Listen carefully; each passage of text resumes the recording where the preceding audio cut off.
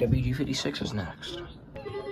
Southwest winds around 5 miles per hour, becoming west around 5 miles per hour in the afternoon.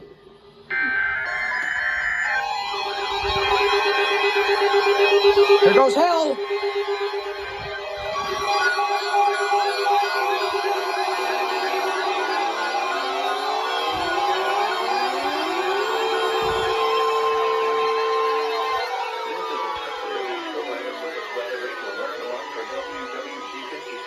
Listening area of Northeast England, Ohio.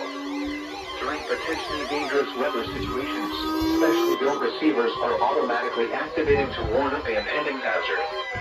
Tests of these receivers are normally conducted by the National Weather Service every Wednesday between 11 a.m. and noon. When there is a threat of or existing severe weather in the area, the test will be postponed until the following day. Oh, This ends the test of the National Weather Service weather radio warning alarm. fuck you. The forecast for the Mahoning Valley.